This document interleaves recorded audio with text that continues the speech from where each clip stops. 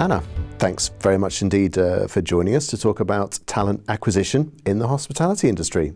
Thank you so much, Martin. I'm really glad to be here. So from what you've seen as obviously a keen observer of the industry, how well do you think hospitality does at attracting and retaining talent, and what could the industry do better? Honestly, I don't think it does too bad. It evolves a lot. So I've been seeing recently quite a lot of advertisements for hospitality-related field jobs in different social media, so across Instagram, TikTok, everywhere. It's all over there. So young talent, they actually have the opportunity to look at this. However, as we know, especially post-COVID, there's been a massive issue with attracting new talent, which mostly was not due to the lack of advertising, but I'd say it's mostly due to the uncertainty that's created in the field. So addressing those issues, which I suppose is something we're going to talk about later, is something to focus on. So we know in this industry there's a lot of competition for those individuals who can combine lots of soft skills, also comfortable in a customer-facing role. So how does hospitality maintain its place as a destination of choice for those young talents that have those skills, but who could be tempted elsewhere? Of course, I totally agree. There's so many people who have all those types of soft skills, and they could be used anywhere. There's so many new jobs being created with the rise of technology in every field possible. Obviously, it's a question of retaining interest in hospitality itself. It's famous, quite notorious for its difficult working hours, difficult conditions. You have to be always at your best. You have always show your best performance, and obviously that could be quite tiring. People don't like this. Although I do not think that it is a particularly difficult thing to make hospitality interesting for young people. It's more of a question of right advertisement. Hospitality does offer so much. They offer so many learning opportunities that people would be really, really grateful for. If it is presented not in a way that, oh, so you're young talent, we're going to use you as much as we want, you're going to work extra hours, you're going to do this, all these jobs at the same time, obviously that's not going to attract people. But if you say that this job, the one that you're going for, is going to offer you a range of soft skills, hard skills, everything you can learn on the job, you'll be able to travel on the world, you list all the benefits in the attractive way for the young generation, hospitality still stays a really relevant choice for today because it provides an amazing career path to grow in all sorts of different fields. Somebody starting in hospitality at the beginning, usually they don't know where they want to go to, and there's so many options to develop the career path. So for them, it's very attractive. Salaries are pretty good as well, so there's not an issue with that. So I believe with the right advertising, it could be really the point of destination for young people. We hear a lot from the employer side of things about sort of what they look for in employees, but I want to ask you as a prospective employee, you're on the other side of that equation, what are the qualities that you personally look for in a prospective employer? Of course, you see, as I'm just a mere student who's looking for job opportunities, I don't get a lot to choose, but obviously it's looking at companies as well, not them looking at me.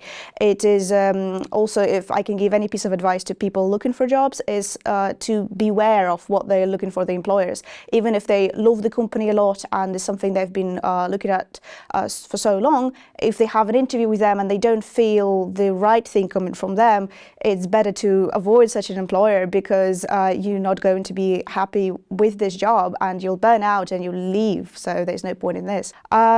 Personally, I'd say that a big thing for me is that trust between the employee and the employer, something that they are ready to work on and they are loyal to people they hire, that they are true to their word, so they do deliver what they promise. And obviously it is heavily relied upon providing the opportunities for the young people without really waiting for something in return. It is quite controversial because it does take a lot from the employer. Of course, it's a bit of a hassle to train an employee and then they're going to leave off and they work for somebody else or they use the skills somewhere else. But it is proven for scientific research that it is the thing that attracts most people.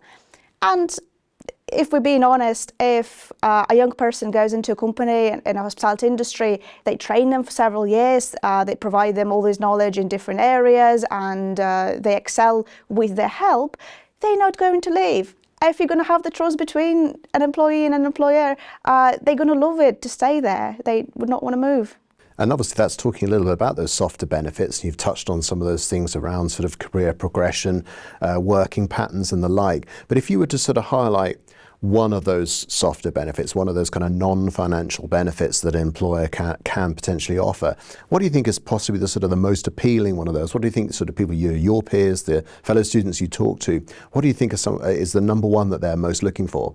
I think especially amongst those people who have some experience here and there and they actually know what they're looking for, it is definitely the learning opportunities that hospitality provides, because it's so many that they can give, and there are so many key industry players who are very good at teaching those. And I mean, hospitality industry, because it's so practical, it is so good at delivering those learning opportunities to people. It is the main thing that drives people to come there, and I think it's absolutely brilliant. Despite you might have heard that a lot of people, they're interested maybe traveling opportunities or somewhat like that.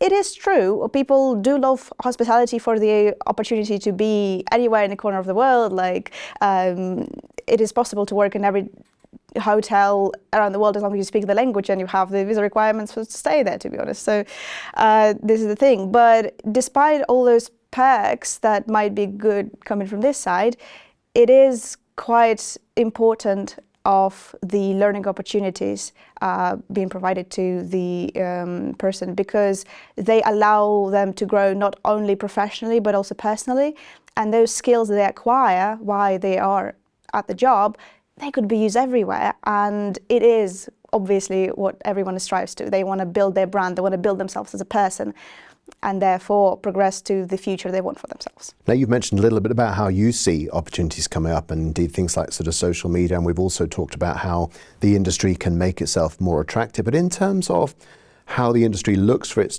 talent, the channels it uses, do you think there are other channels that the industry could be doing more with in terms of really reaching out and connecting with the young talents of tomorrow? Yeah, definitely. Despite obviously they've been everywhere, they know what social media is. I mean, to be honest with you, I'm not a big fan of social media. I'm never going to look for the job within social media, but it is, again, as I've mentioned before, it's all about the key correct advertising. And even on the platforms, on all correct platforms they're already using, there might be some issues that could be very easily seen that avert people. For example, I was very surprised when I did some research and I was looking at the job opportunities that are provided by the key players in the industry. Let's take LinkedIn. This is one of the most straightforward platforms for job search, despite there's so many of them, like Indeed or anything else. LinkedIn is one that people immediately know that there they can find a job opportunities. You go there, you search for the opportunities in any field from key players in hospitality, and you see this massive description of the company, of how famous they are, how big they are, how many benefits do they give. There would be a massive paragraph about the chunk of benefits and opportunities you get as an employee. And there would also be a big line about the description of the role. So you'd have all the key bits that you have to do while working there, but you don't really get anything about entry requirements, which is, again, as a big absolute benefit to the hospitality industry. In most cases, for most positions, especially at the entry level, you can enter without having a big background in it. And it should be a massive benefit to advertising, to make it easier to advertise this to young talent. However, it has been a negative since they're not being mentioned, and people who look at the massive pack of benefits and they look at the massive list of responsibilities, they just go, well, I'm not sure I can do this. It's probably not the job for me. I'm underqualified for that. How am I going to do this job? They give me all those benefits. They give me different promotions here. They let me travel there. They give me a discount there. And I need to do all those things at once. Oh, I'll never be able to catch that. So obviously working on the presentation of the advertisement might be the key, because even if you are really good in reaching to all sorts of different corners, as long as you deliver the right message, then you can get the right result. Lessons there for employers for sure. Thank you very much indeed, Anna. Thank you so much, Martin. I hope you enjoyed the conversation as well.